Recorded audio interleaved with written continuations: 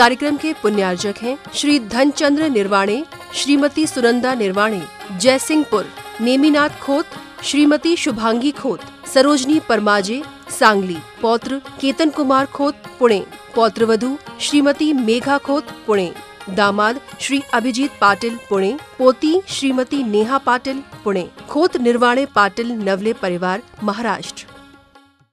ओम नमः सिद्धेभ्यः।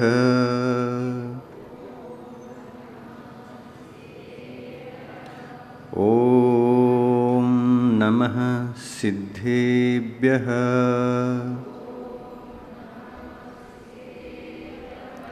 ओम नमः सिद्धेभ्यः।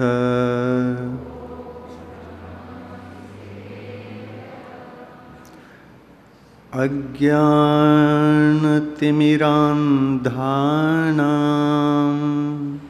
ज्ञानाञ्जनशलाकया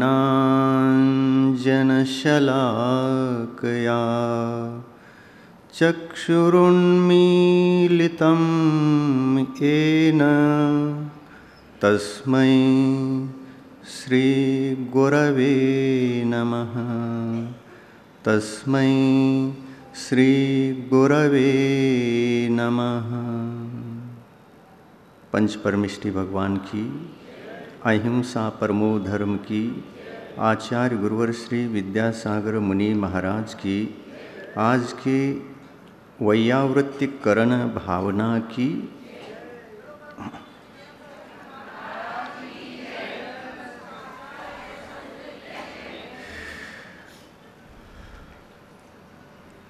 आज पवित्र भावना का नाम है वैयावृत्तिकरण भावना।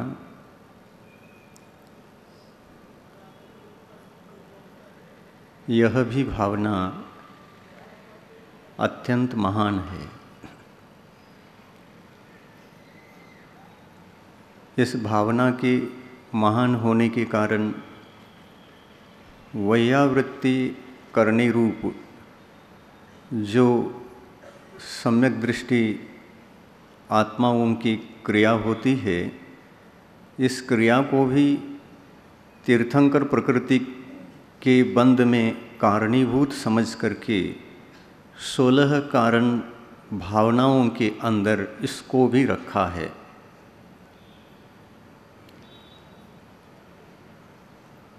किसी को यदि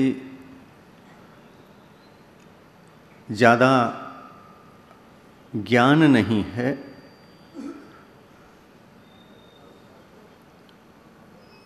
अक्षर ज्ञान नहीं है, न स्वाध्याय है,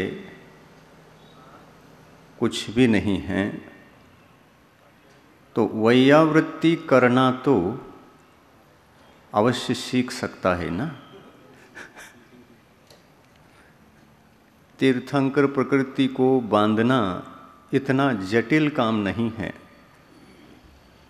ये तो गृहस्थ भी बांध सकता है। शर्त इतना ही है कि सम्यक दर्शन होना आवश्यक है। और स्वाध्याय करो या न करो, सेवा वैयावृत्ति करना भी अगर आपको आता है, उसके माध्यम से भी अपने अंतरंग को आप पवित्र बना सकते हैं, तीर्थंकर प्रकृति के बंध के योग्य बना सकते हैं। कितना सस्ता पड़ गया आज का दिन। वैयावृत्तिकरण भावना भी तीर्थंकर प्रकृति के बंध में कारणीभूत हो सकता है।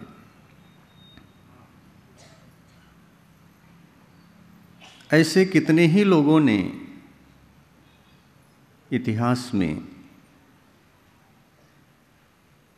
वैयावृत्ति करते करते तीर्थंकर प्रकृति के बंध को बांधा है। उसमें एक घटना स्मरण में आती है। प्रथमानुयोग को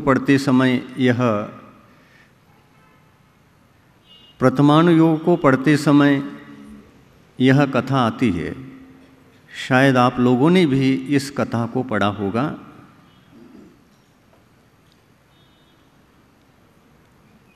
श्री कृष्ण एक जंगल के मार्ग से गमन कर रहे थे और एक वृक्ष के नीचे निर्ग्रंथ दिगंबर मुनि महाराज रत्नत्रय के धारी अपनी ध्यान मुद्रा में विराजमान थे। अकस्मात दृष्टि उस मुनि महाराज के ऊपर श्री कृष्ण की दृष्टि जब पड़ी तो उनको लगा ये तपस्वी रत्नत्रय के धारी परम महान आत्मा तपस्या में तो लीन है, लेकिन इनकी काया को देखते हैं तो मुझे तो ऐसा अंतरंग में आभास हो रहा है इस महान आत्मा के शरीर में कोई अवश्य गंभीर रोग हो सकता है। उन्होंने समीप आकर के परीक्षण किया तो जो अनुमान उसने किया था वो ठीक निकला। उस मुनि महाराज को जो रोग था उसका परीक्षण करने के लिए, ठीक निदान करने के लिए एक वैद्यराज को बुला लिया। उस वैद्यराज ने मुनि महाराज के शरीर में कौन सा ऐसा रोग है जिसके वजह से शरीर क्षीण होता जा रहा है, उन्होंने अच्छी तरह से परीक्षण किया। उनको पता भी चला कि ये कौन सा रोग है। पता चलने के पश्चात श्री कृष्ण से बातचीत हो गई। मुनि महाराज को ये फलाना फलाना रोग है और इसके लिए मैं औषधि बना करके दे देता हूँ और यह औषधि आपको रोज देना है जब तक यह रोग ठीक नहीं होता। कैसा देना है हम बता देते हैं। विकल्प नहीं करना है। आहार में प्रतिनित्य यह औषधि शरीर में जाता रहेगा तो यह रोग भी जाता रहेगा, ये ठहरेगा नहीं। मेरे द्वारा बनाई गई यह पवित्र आयुर्वेदिक औषधि, शुद्ध औषधि, इसको मोदक में मिक्स करके देना है। किसमें? मोदक में। मोदक म्हणजे काय? लाडू। लाडू में मिक्स करके ये औषधि निरंतर देंगे और जब तक यह रोग ठीक नहीं होता तब तक देंगे, जब ठीक होएगा बंद करेंगे। श्री कृष्ण ने धन्यवाद दे दिया वैद्यराज को और उन्होंने अपनी शुद्ध औषधि को श्री कृष्ण के हाथ में दे दिया। तो प्रतिनित्य वे औषधि को देते रहे और प्रतीक्षा करते रहे कि यह रोग जल्दी ठीक हो रहा है या नहीं। सुपात्र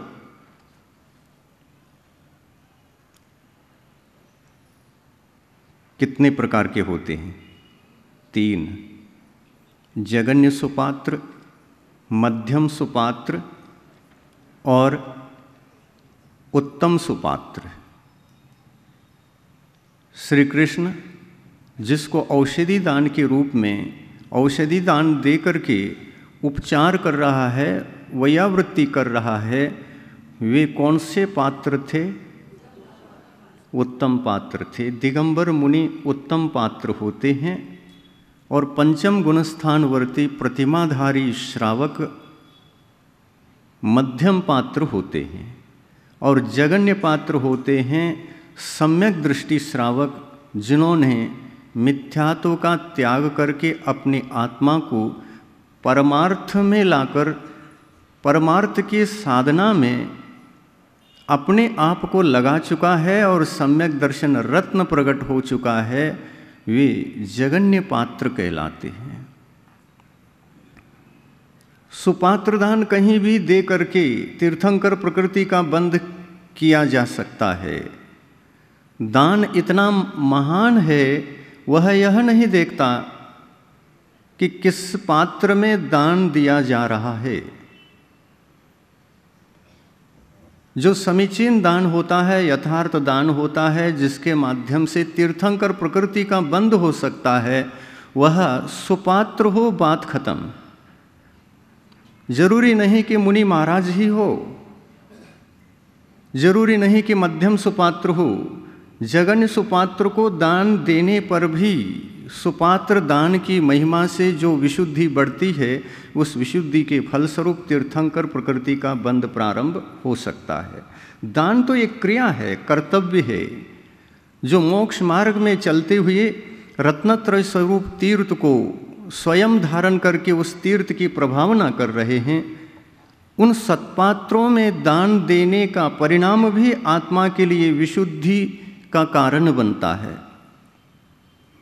और ऐसे विशुद्धि को धारण करने वाले और उत्तम सुपात्र मिले तो उत्तम सुपात्र निमित्त बन गए श्री कृष्ण के लिए। उन्होंने उत्तम सुपात्र में औषधि दान देते हुए साक्षात नेमिनाथ भगवान के समो शरण में जाकर उनके पाद मूल में इस वैयावृत्तिकरण भावना के माध्यम से इसको फेवरेट बना लिया ना। श्री कृष्ण को कौन सा फेवरेट बन गया?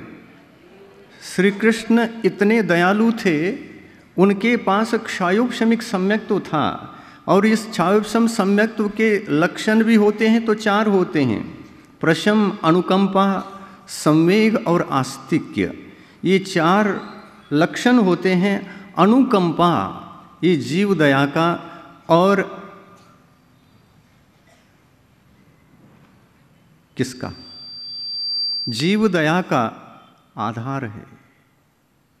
सम्यक दृष्टि जीव जब संसारी प्राणियों को दुखी देखता है तो उसको दुख दूर करने के लिए वो भले ही अपने तरफ से दे नहीं पा रहा हो, लेकिन भावना तो करेगा ही करेगा। दुखी जीवों को देख करके सुखी रहे सब जीव जगत के, कोई कभी न घबरावे, वैर पाप अभिमान छोड़ जग, नित्य नए मंगल गावे। ऐसी भावना न भाव ये कभी हो नहीं सकता। यद्यपि कृष्ण महाभारत में भाग लेकर के बड़े बड़े युद्ध भी करते हैं और उसके माध्यम से कितने ही प्राणियों की हिंसा भी होती है, लेकिन यहाँ देखिए उनकी दया भाव कि वे दिगंबर मुनि महाराज को औषधि दान देकर रोग को ठीक करके नेमिनाथ भगवान के समो शरण में, उनके पाद मूल में तीर्थंकर प्रकृति का बंध प्रारंभ करते हैं। ये दान का प्रभाव है, ये वैयावृत्ति का प्रभाव है। वैयावृत्ति यानी सेवा। सेवा किसकी करे? सेवा सबकी करे, सेवा सबकी करे, लेकिन दान किसको दें? तो यहाँ पर अनुशासन आता है, आगमानुशासन यहाँ पर है। दान के योग्य कौन? जिनको पात्र समझ करके हम दान देते हैं, दान देने के योग्य पात्र कौन? तो कहते 3, जिसके माध्यम से पुण्यानुबंधी पुण्य का बंध होता है, जिसके माध्यम से देने वाले दाता के भावों में परम पवित्र भाव उत्पन्न होते हैं और उसके माध्यम से स्वयं का भी कल्याण करता है और पात्र का भी उपकार करता है और निस्वार्थ बुद्धि से ये कार्य करता है। ऐसे सम्यक दृष्टि दाता जब सुपात्र में दान देता है तो ये सुपात्र दान तीर्थंकर प्रकृति के बंध में कारण पड़ जाता है, फेवरेट बन जाता है, और वही विशुद्धि तीर्थंकर भगवान के पाद मूल में जब चला जाता है तो वह फेवरेट भावना एक, और एक मूलभूत भावना सम्यक दर्शन। ये सम्यक दर्शन विशुद्धि और वैयावृत्तिकरण भावना, ये दोनों ही मिलकर के श्री कृष्ण को तीर्थंकर प्रकृति के बंध में कारण बन गया। और वे भविष्य में अब तीर्थंकर होने वाले हैं। कहाँ के तीर्थंकर बनेंगे ये बात अलग है, लेकिन तीर्थंकर बनेंगे ये फिक्स हो गया है। श्री कृष्ण तीर्थंकर बनने वाले हैं, फिक्स हो गया है। ये किसका प्रभाव? वैयावृत्तिकरण भावना का प्रभाव है। वैयावृत्ति सुपात्रों की जब हम करते हैं तो वह अमृत होता है, अमृतमय होता है। सत्पात्रों की वैयावृत्ति करते समय तीर्थंकर प्रकृति का बंध तो हो सकता है, विशुद्धि भी बढ़ सकती है, लेकिन कुपात्रों के दान से भगवंतों ने रोकथाम किया है भव्य जीवों को। कुपात्रों में दान नहीं देना। क्यों कहा?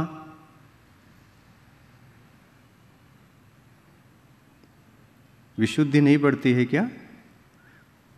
नहीं। कुपात्रों में दान देते हुए गुणों का चिंतन कैसे करोगे?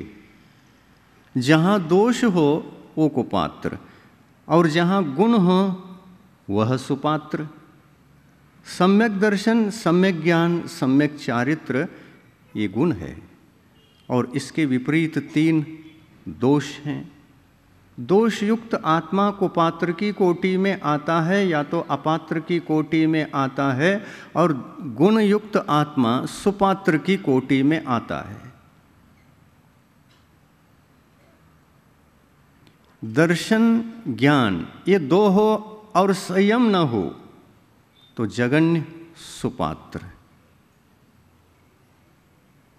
सम्यक दर्शन भी सुरक्षित हो पात्र के पास, और अनुवृत्ति हो, पंचम गुणस्थानवर्ती हो तो मध्यम सुपात्र।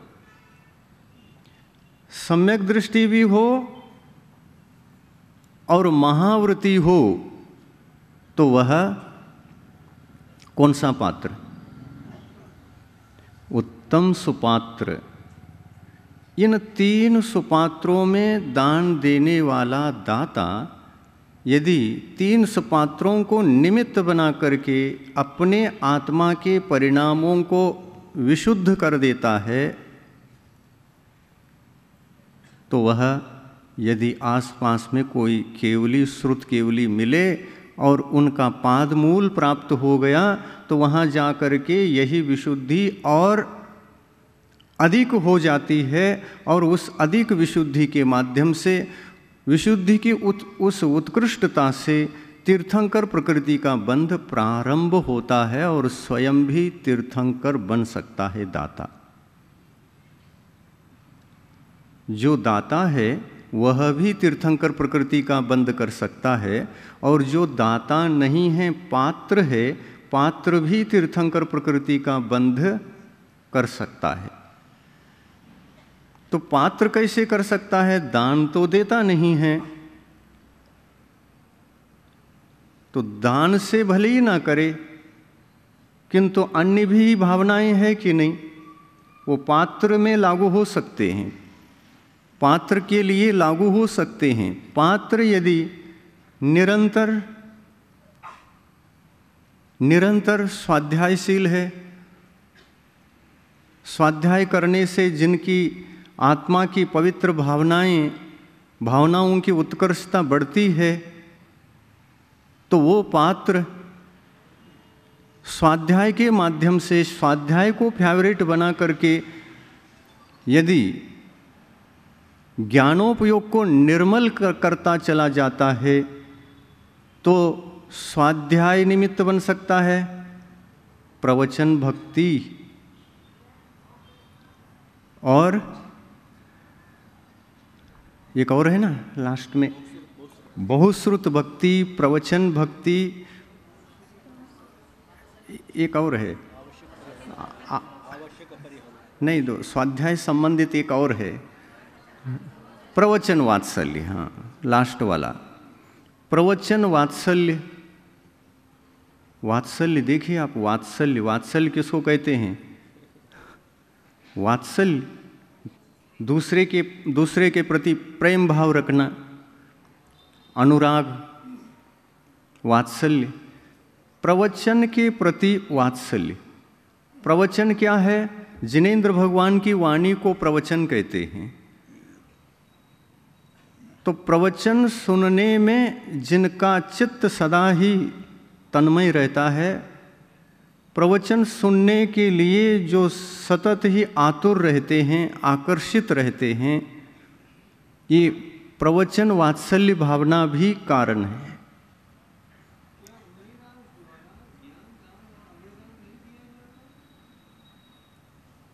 ज्ञान दान तो है,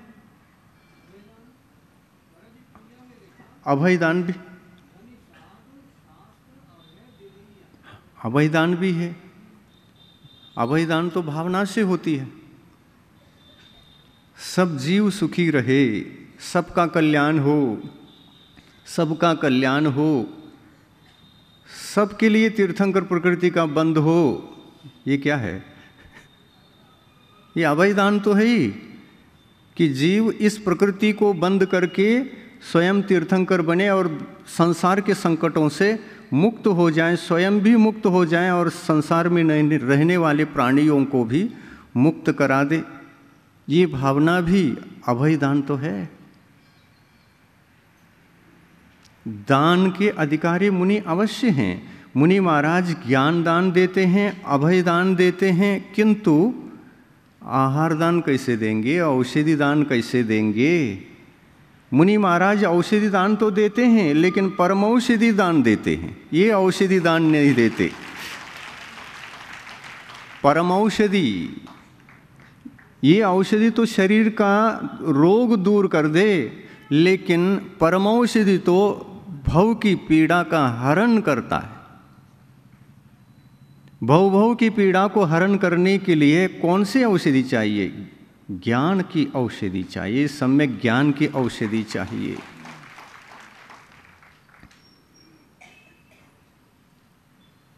साढ़े 3 साल की निर्जरा स्वाध्याय में सबसे आगे चली गई है, सबको पीछे छोड़ा है उसने। ये स्मरण शक्ति, ज्ञानावरणी कर्म का क्षयोपशम किसकी देन है? यह देन है सम्यक्त्व की, सम्यक्त्व की आराधना की और सतत स्वाध्याय में लीन रहने का परिणाम है। इसने पूर्व भव में कहीं न कहीं ये काम किया है, जबरदस्त काम किया है। ये पूर्व भव का पुण्य होता है। और यह क्षयोपशम ऐसा ही रहा और उसकी विशुद्धि बढ़ती गई। स्त्री पर्याय से तो तीर्थंकर प्रकृति का बंध नहीं होगा, पुरुष पर्याय से ही तीर्थंकर प्रकृति का बंध होता है। लेकिन निर्जरा स्वयं बोल रही है, मैं स्त्री पर्याय में नहीं जाऊंगी, अगले भव में पुरुष रहूंगी। उसको कन्फर्म हो गया है। ये वो कहती है, ये पर्याय हमारी अंतिम पर्याय है, अगला पर्याय तो हमारा पुरुष पर्याय।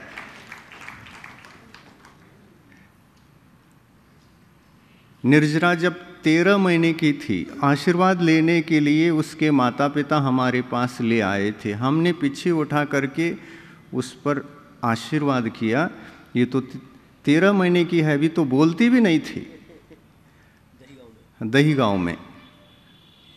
और अभी कितने साल की? 3.5 3 साल 8 महीने की है।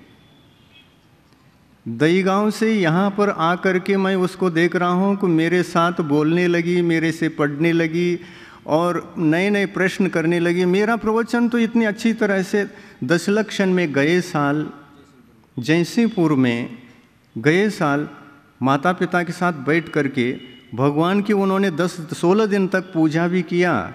और प्रवचन इतना ध्यान से सुनती है वो, इस प्रवचन को सुन करके इनमें से क्वेश्चन निकालती है और माता पिता को पूछने लगती है कि इसका अर्थ क्या महाराज ने बताया, हमको बताओ।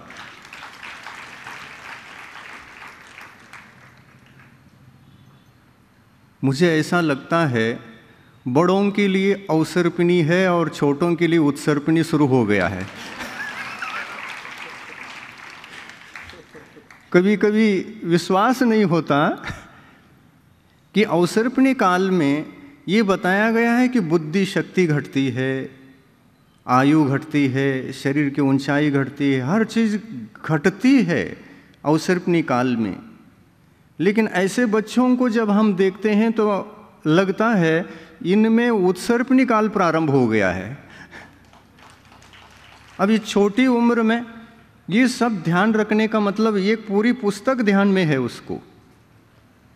148 प्रकृतियों का नाम याद और 148 प्रकृतियां किस गुणस्थान से किस गुणस्थान तक बंद, किस गुणस्थान से किस गुणस्थान तक उदय, किस गुणस्थान से किस गुणस्थान तक उदीर्णा, किस गुणस्थान से किस गुणस्थान तक सत्व, ये सब चीजें उनको कंठस्थ है, कंठस्थ है। और उसको 2 बार कहने पर पूरा याद हो जाता है, बार बार रटाना नहीं पड़ता। 1-2 बार दोहरा दिया उसको बैठ गया तो ऐसा बैठ गया, शाश्वत बैठ गया। ये आगे जाकर के गूगल गर्ल बनेगी, गूगल गर्ल।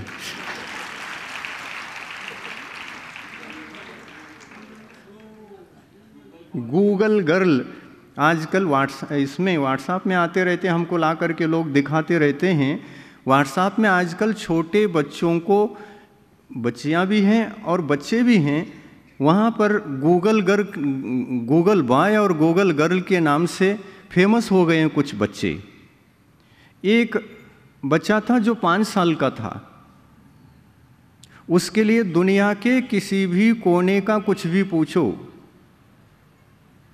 जिसको एटलास कहते हैं ना, स्कूल में रहता है लोग कोर्स में, एटलास बुक, उस एटलास बुक में से कहीं तक कौन सा देश कहाँ है, क्या है, नदियाँ कितनी है, पर्वत कितने हैं, उनका नाम क्या है, कुछ भी पूछो सब कुछ उत्तर देता है। उसका नाम कौटिल्य पंडित, 5 साल का पंडित, कौटिल्य पंडित 5 साल का था। और उसको भी ऐसा ही है, 1-2 बार सुना दो, एक बार फिट बैठ गया तो खेलते खेलते ही पढ़ लेता है, खेलते खेलते ही सुन लेता है, खेलते खेलते जिस बात को सुन लेता है वह माइंड में फिट हो जाता है। ऐसे कुछ बच्चे, कहना चाहिए इस युग में पैदा हो रहे हैं। उन बच्चों के युग में हम पैदा हो गए, आश्चर्य देखने के लिए हम भी भाग्यशाली हैं। बच्चों के युग में हम ऐसे पैदा हो गए। ये बच्चे इतने क्षयोपशम को लेकर के कैसे पैदा हो गए? यही तो हुंडावसर्पिणी काल का प्रभाव है ना। कहीं ना कहीं वह ऐसा भी करता होगा, कुछ अच्छों को भी जन्म दिला देता है तो कुछ बुरों को भी जन्म दिला देता है। ये हुंडावसर्पिणी काल का प्रभाव होते हुए भी कुछ अच्छाइयाँ देख रहे हैं, ये बहुत बड़ी विशेष बात है।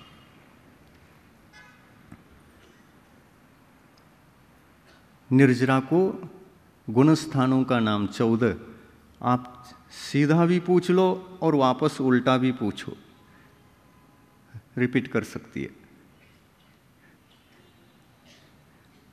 आप बोलो, देखेंगे उल्टा गुणस्थानों का नाम। सीधे नहीं बोल सकते आप, उल्टा कैसे बोलेंगे? प्रतिमाओं का 11 प्रतिमाओं का नाम। 3.5 साल की उम्र में आपको नमोकार मंत्र भी नहीं आता था। 3.5 साल की उम्र में किसी ने कुछ भी नहीं सिखाया धर्म का। 3.5 साल की उम्र में यह निर्जरा पूरे शास्त्र को रट चुकी है। इसका क्षोभशम बहुत आगे बढ़ेगा। और उसकी भावना देखिए आप आगे जाकर क्या बनेंगे? तो कहते शादी नहीं करूंगी और आरिका बनूंगी, अभी से कह रही है निर्जरा।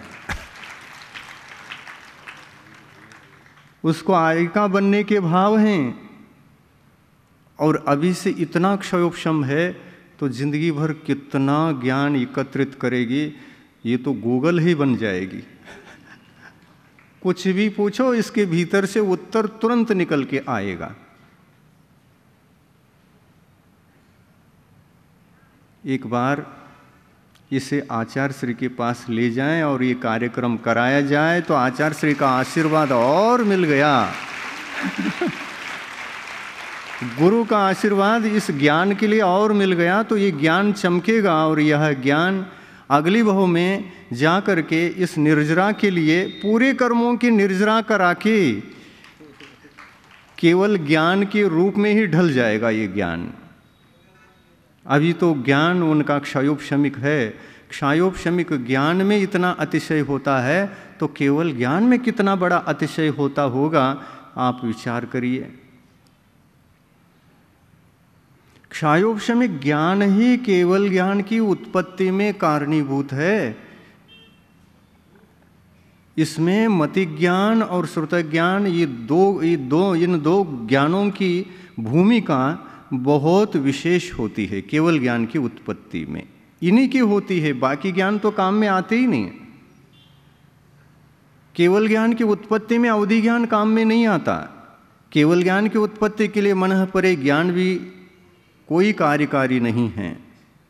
मति ज्ञान और श्रुत ज्ञान, ये दो ज्ञान अपने पुरुषार्थ के द्वारा आत्मा के भीतर रहने वाले कर्म कल्मशों को दूर, ये दोनों ज्ञान मिल करके दूर कर लेते हैं तो केवल ज्ञान की उत्पत्ति हो जाती है।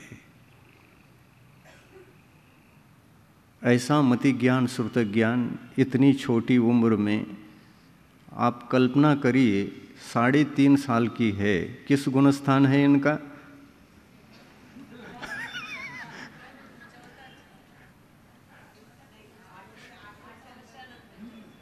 निर्जरा को उत्तर मालूम है, आपको उत्तर कहाँ मालूम है? निर्जरा बता सकती है कि मेरा गुणस्थान कौन सा है 3.5 साल की उम्र में? आप लोगों को मालूम नहीं है। पहला गुणस्थान परिवर्तित होता है कितने साल की उम्र में, कितने बड़े होने के बाद? हाँ, 8 साल अंतर मुहूर्त व्यतीत होने के बाद ही दर्शन ज्ञान और चारित्र को धारण करने की योग्यता आती है, पात्रता आती है, उससे पहले नहीं।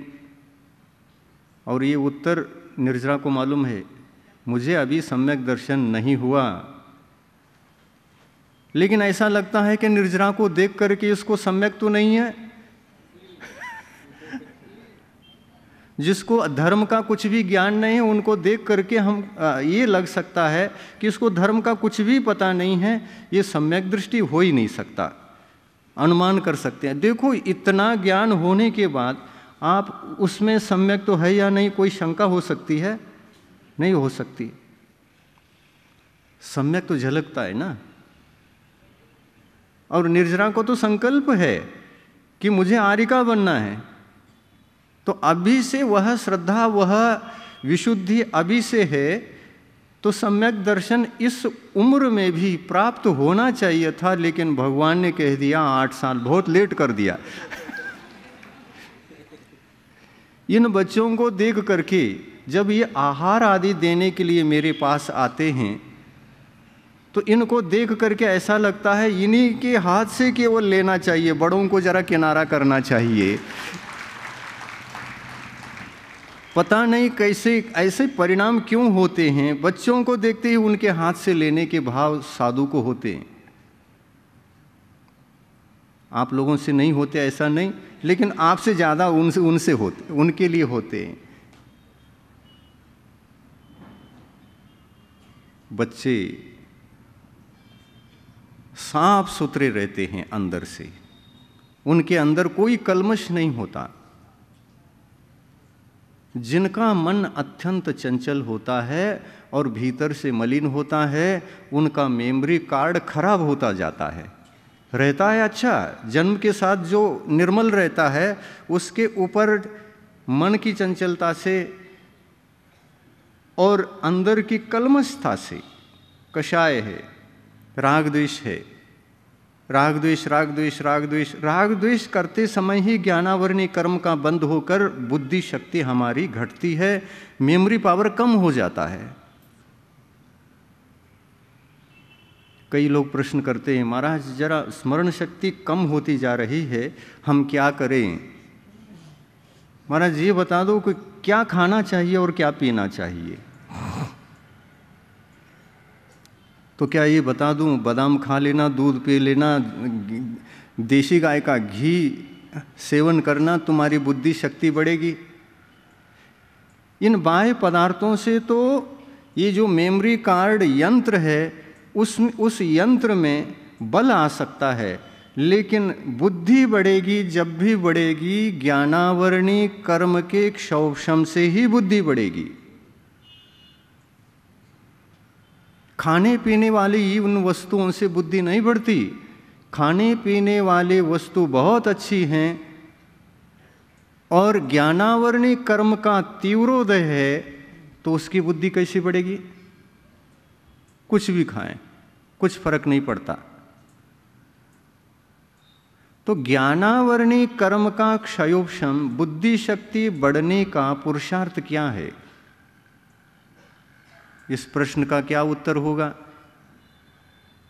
घी बादाम तो उत्तर नहीं है ना। इसका उत्तर क्या होगा? बुद्धि शक्ति बढ़ाना है। तो ज्ञानावरणी कर्म के उदय में मोहनी कर्म के उदय के साथ साथ हम जो जीवन जी रहे हैं, ज्ञानावरणी कर्म का बंद तो मोहनी कर्म के निमित्त से ही हो रहा है। ज्ञानावरणी कर्म प्रबल बनता है, शक्तिशाली बनता है, तो बुद्धि घटती है, और उसमें शक्ति घटती है तो बुद्धि की शक्ति बढ़ती है। ज्ञानावरणी कर्म का अनुभाग फलदायक शक्ति जो होती है वो तीव्र हो तो बुद्धि घटेगी, और वह तीव्रता कम हो जाए तो बुद्धि बढ़ती जाती है। जैसे अनुभाग घटेगा वैसे बुद्धि बढ़ेगी, और जैसे बुद्धि बढ़ेगी वैसा वैसा हमको महसूस होगा कि हम पहले की अपेक्षा से बहुत ठीक हैं। और ऐसा ठीक रहने वाला व्यक्ति जरूरी नहीं कि उसने घी खाया है, बादाम खाया है, दूध पिया है। नहीं, मुनि महाराज 6 रसों का त्यागी होते हैं। देखो आचार्य श्री को देखिए, कुछ भी नहीं लेते आहार में, रूखा सूखा आहार, कब से कितने साल हो गए, लेकिन उनकी बुद्धि शक्ति देखिए आप। आहार कारण है ऐसा लगता ही नहीं, ऐसा विश्वास नहीं होता। ये आहार कारण है बुद्धि शक्ति बढ़ने के लिए, ऐसा नहीं लगता। ये क्षयोपशम बढ़ा कैसे? आचार्य ने एक बार आरिकाओं को दीक्षा दी, एक बार कितने 60 या 58 आरिका दीक्षा दी कुंडलपुर में। और हमने लोगों से सुना कि ऐसे ऐसे आचार्य ने 58 दीक्षाएं दी और क्रमशः उनको नामकरण भी किया। नामकरण करने के बाद आचार्य श्री के सामने कौन सी आरिका आई, उनका नाम क्या है, ये दीक्षा देने के पश्चात तुरंत बताते थे।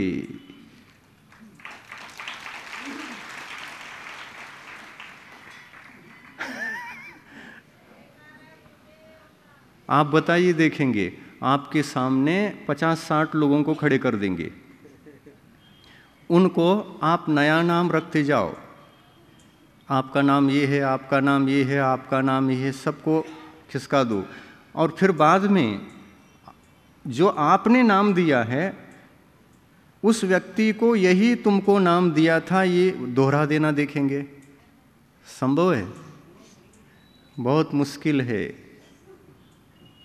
और जब से मुनि दीक्षा ली है तब से नीरस भोजन चल रहा है, फिर भी बुद्धि शक्ति में कोई अंतर नहीं है, वही स्मरण शक्ति है। ये ज्ञानावरणी कर्म का क्षयोपशम कहलाता है। ये विशुद्धि का परिणाम है। जिसको मोहनी कर्म का प्रभाव कम रहता है उसकी बुद्धि शक्ति बढ़ती ही बढ़ती है। बुद्धि को बढ़ाना हो तो क्या करें? कुछ नहीं करना। क्या करना? राग द्वेष नहीं करना। मोहनी कर्म के उदय में क्रोध, मान, माया, लोभ नहीं करना, कषाय को मंद रखना। मोहनी कर्म अगर मंद है तो ज्ञानावरणी कर्म में अधिक स्थितिबंध, अनुभागबंध नहीं पड़ता। ज्ञानावरणी कर्म पुष्ट होता है किस कर्म के वजह से? मोहनी कर्म के वजह से। आपने बहुत जोर से क्रोध किया, बहुत हठी बन गई, मान कषाय बहुत तीव्र हो गया, बहुत लोभ पैदा हुआ, तो इस काल में ही ज्ञानावरणी कर्म में उत्कृष्ट स्थितिबंध, अनुभागबंध आदि पड़ता है। और जब ये उत्कृष्ट अनुभागबंध, स्थितिबंध पड़ता है तो हमारा मेमोरी कार्ड तो रहता ही अंदर, उसमें कुछ फर्क नहीं रहता। मेमोरी कार्ड तो मेमोरी कार्ड है, शरीरगत है, उसमें लेकर रखने की एक शक्ति भी होती होगी। और उसमें जो बुद्धि शक्ति है वह बुद्धि शक्ति बढ़ती है राग द्वेष को कम करने से। सदा शांत रहना चाहिए, सद्विचार करना चाहिए, भावों को बिगाड़ना नहीं चाहिए। हमारे लिए जो योग ऊर्जा मिली है, योग शक्ति मिली है, कायिक बल, काय बल, काय योग है, इस बल का हमें दुरुपयोग नहीं करना चाहिए। वचन बल, बोलने की शक्ति मिली है, वचन बल है अपने पास। मनोबल, विचार करने की शक्ति हमारे लिए मिली है, वो मनोबल है। इन तीनों का सदुपयोग करने से, सदुपयोग कैसे किया जाए? मोहनी कर्म के उदय में हम सतत ये चिंतन करें, यह मोहनी कर्म है और मेरे लिए हानिकारक है, मेरे आत्मा को अशांत बनाने वाला यदि कोई है तो ये मोहनी कर्म है। इस मोहनी कर्म को हम तीव्र होने नहीं देंगे। ये संकल्प करो, आपका ज्ञान बढ़ता जाएगा, निश्चित बढ़ता ही नहीं जाएगा। निर्जरा जैसे आप भी निर्जरा करने लग जाएंगे, खूब कर्मों की भी निर्जरा करेंगे। बुद्धि शक्ति बढ़ाने के लिए कषाय को मंद कर दो, बस। भगवान को देखो, हे भगवान, आप जैसे कषाय मुक्त होने का लक्ष्य मेरा है, ये कषाय कभी तीव्र न हो। भगवान को देखते हैं तो ऐसा विचार आना चाहिए। और जब हम स्वाध्याय करते हैं, स्वाध्याय करते समय भी, हे भगवान मुझे ये सब याद नहीं रहता। ये याद इसलिए नहीं रहता, मैंने पूर्व भाव में बहुत तीव्र कषाय किया है और उस तीव्र कषाय के कारण से उस समय में बंधे हुए ज्ञानावरण आदि कर्म, उत्कृष्ट अनुभाग वाले, आज हमारी बुद्धि के लिए बाधक बन रहे हैं। सत्तागत ज्ञानावरणी कर्म के तीव्र तीव्र अनुभाग को आप घटाना चाहते हैं तो मोहनी कर्म को मंद करना पड़ेगा। यही ज्ञान को बढ़ाने का कार्य है। देखिए, हम भोजन करते हैं, भोजन करते समय रसों के प्रति आत्मा के भीतर तीव्र लोभ कषाय हुआ, तीव्र इच्छा हुई। इच्छा तीव्र करेंगे तो तीव्र हो सकती है, इच्छा को हम दबाएंगे तो दब सकती है, कंट्रोल में रख करके चलेंगे तो कंट्रोल में रह सकती है। भोजन करते समय इन षड्रसों के प्रति हम मंद कषाय बन करके भोजन करेंगे तो उस वक्त तीव्र ज्ञानावरणी कर्म का बंध नहीं होगा। हर समय हमको जागृत रह करके हर काम करना चाहिए। हर काम में हमारा मोहनी कर्म हमारे वश में है, तीव्र नहीं है और मंद है, तो निश्चित रूप से कोई भी कैसा भी आत्मा हो उसका ज्ञान बढ़ेगा, बढ़ेगा, बढ़ेगा। यही सत्य है, यही सत्य है। बुद्धि तो बहुत अच्छी बने हमारी, हम सोचते हैं, लेकिन उस अच्छी बुद्धि के लिए क्या करना चाहिए रास्ता पता नहीं रहता। भगवंतों ने बताया है, बुद्धि को अच्छी बनाना हो तो कषाय को कंट्रोल में रखो। राग द्वेष मत करो। भोजन करते समय भी यह विचार करो, इस भोजन के प्रति मूर्छित होना आवश्यक नहीं है। भोजन के प्रति इच्छा को तीव्र करना आवश्यक नहीं है। ये भोजन तो शरीर के प्राणों की सुरक्षा के लिए है, शरीर को स्थिर रखने के लिए है। मैं भोजन को शरीर स्थिर रखने के लिए दे रहा हूँ, इसके प्रति मुझे कोई भी इच्छा भाव नहीं है। देखिए, आप भोजन तो करते हैं, लेकिन भोजन करते समय कोई वस्तु कम पड़ गई तो कितना गुस्सा आता है।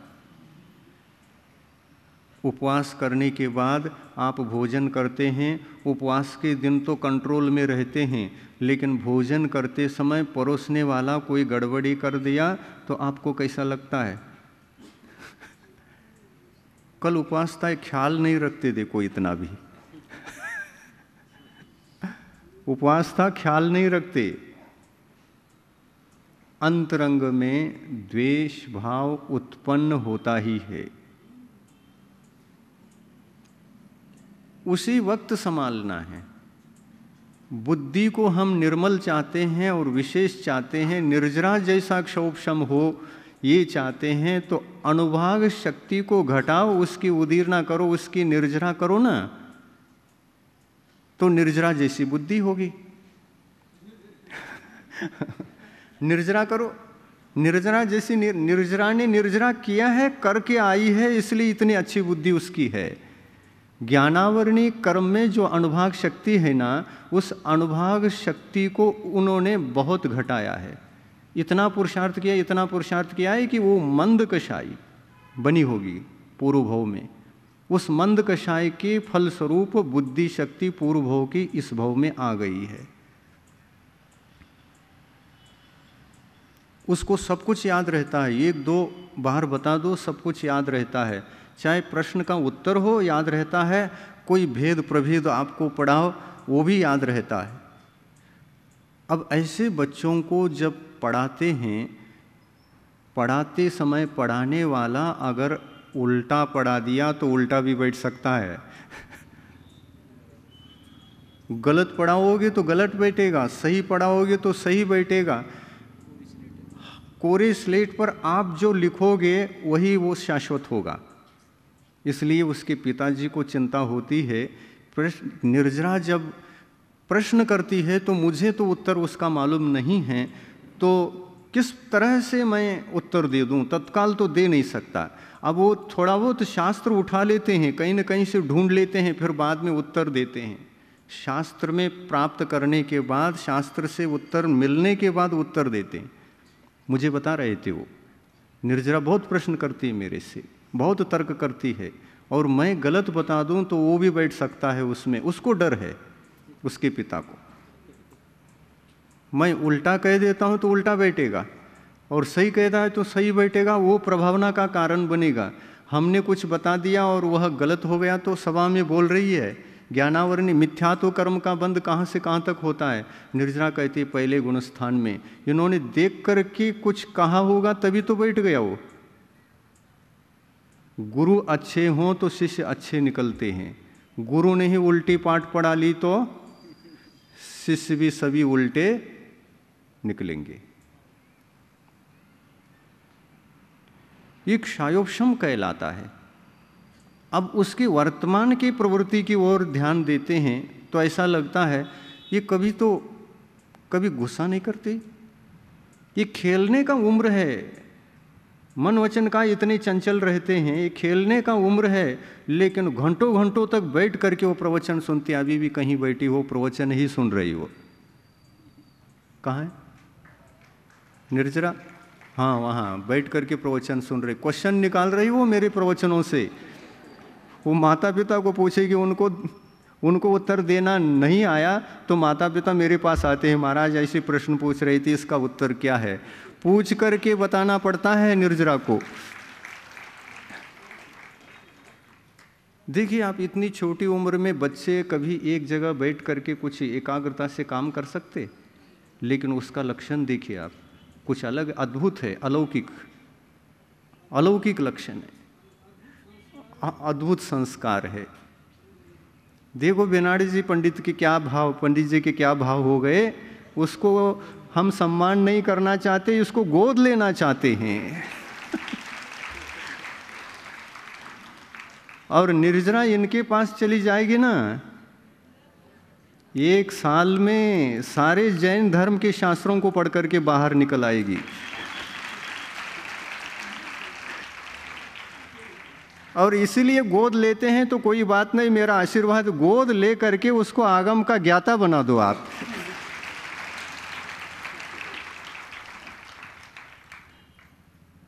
बहुत बड़ी वैयावृत्ति होगी फिर तो निर्जरा की, जैन धर्म की। निर्जरा की वैयावृत्ति आज गुरु बनकर हम करेंगे तो निर्जरा भी गुरु बनकर सबका कल्याण करेगी। हम जो परोसते हैं वही थाली में होता है और वही बांटना पड़ता है।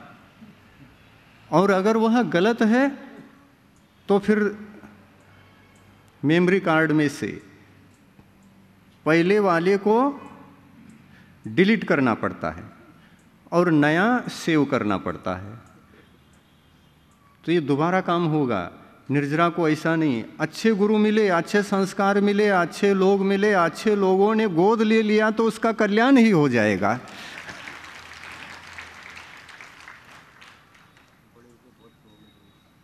निर्जरा बड़ी होकर जैन शासन की प्रभावना करेगी।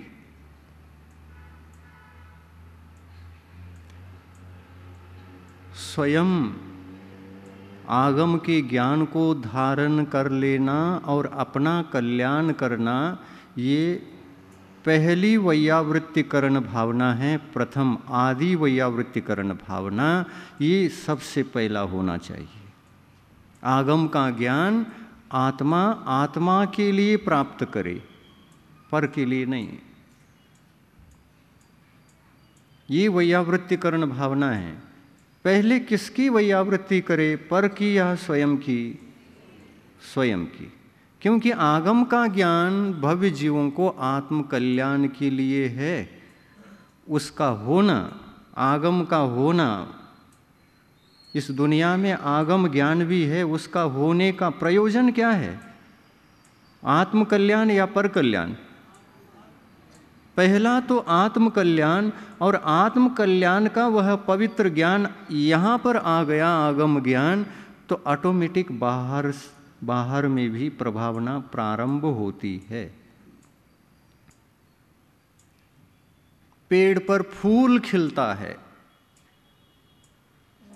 तो स्वयं सुगंधित प्रथम होता है, प्रथम वह स्वयं सुगंधित होता है, और स्वयं सुगंधित होने के पश्चात ही पूरे बगीचे को वह सुगंध फैला देता है।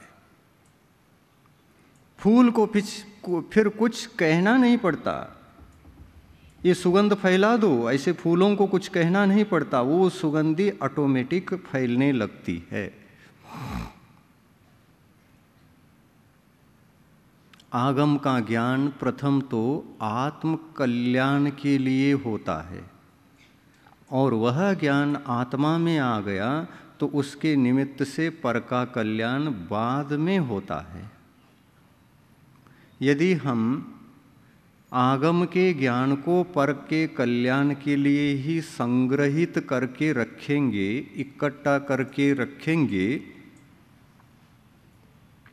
तो फिर ये तो अभव्य जीव के समान काम हो जाएगा। जीव यदि भव्य होता है तो वह पर के लिए इकट्ठा नहीं करता, और जीव यदि अभव्य होता है तो वह स्व के लिए इकट्ठा करता ही नहीं। अभव्य जीव और भव्य जीव, इन दोनों का ध्येय ही अलग होता है। अभव्य जीव अपने आत्मा को टारगेट में नहीं ला सकता, और भव्य जीव पर को टारगेट में नहीं ला सकता। और यदि टारगेट में पर को रख कर के वह पर के लिए ज्ञान को संग्रहित करता है तो वह भव्य जीव भूला है, भटका है, लेकिन अभव्य नहीं, भूला है, भटका है। अब जग सकता है, भूल को सुधार सकता है। भव्य जीव पर के लिए कुछ करता है, स्व के लिए नहीं करता है, तो यह करना तो सादी शांत है। सादी अनंत नहीं बनेगा, सादी शांत क्रिया है उसकी। भव्य भले ही वर्तमान काल में पर के लिए कुछ भी करता हो, लेकिन एक न एक दिन जा कर के वह स्व के लिए ही करेगा, पर के लिए भी करेगा, दोनों के लिए करेगा। एक न एक दिन जा कर के दोनों कार्य करेगा। पर का कार्य नहीं भी करता है तो चलता है, लेकिन स्व का कार्य करना ही चाहिए। कितने ही भव्य आत्माएं संसार से निवृत्त होकर वैरागी बन करके महाव्रतों को धारण करके केवल अपना ही कल्याण किया, पर का कल्याण किया ही नहीं। दीक्षा लेते ही वे अखंड मौन धारण कर लिए, उपदेश नहीं दिया, तो पर का कल्याण कहाँ किया? ये एक दिन भी वाणी नहीं खिरी, मूक केवली बने। अरहंत अवस्था में भी पहुंच गए तो मूक केवली बनकर पहुंच गए, मूक केवली रहे। मुनि अवस्था में नहीं बोले और केवल ज्ञान अवस्था में भी नहीं बोले, और ऐसा ही मोक्ष चले गए। ये स्व का ही केवल करने वाले भव्य आत्माएं होती हैं।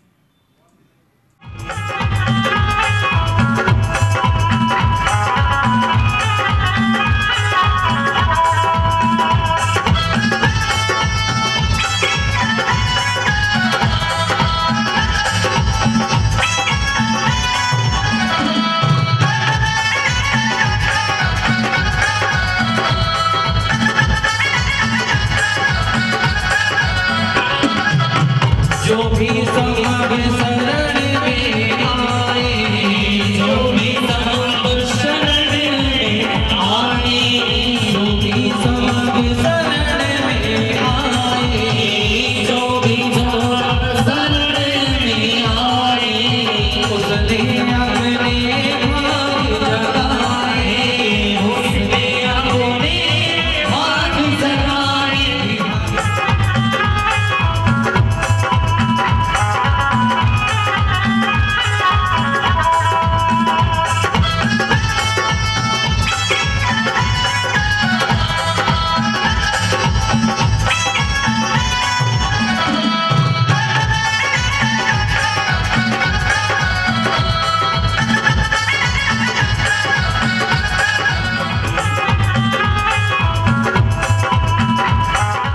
इस कार्यक्रम के पुण्यार्जक थे श्री धनचंद्र निर्वाणे, श्रीमती सुनंदा निर्वाणे, जयसिंहपुर, नेमिनाथ खोत, श्रीमती शुभांगी खोत, सरोजनी परमाजे, सांगली, पौत्र केतन कुमार खोत, पुणे, पौत्रवधू श्रीमती मेघा खोत, पुणे, दामाद श्री अभिजीत पाटिल, पुणे, पोती श्रीमती नेहा पाटिल, पुणे, खोत निर्वाणे पाटिल नवले परिवार, महाराष्ट्र।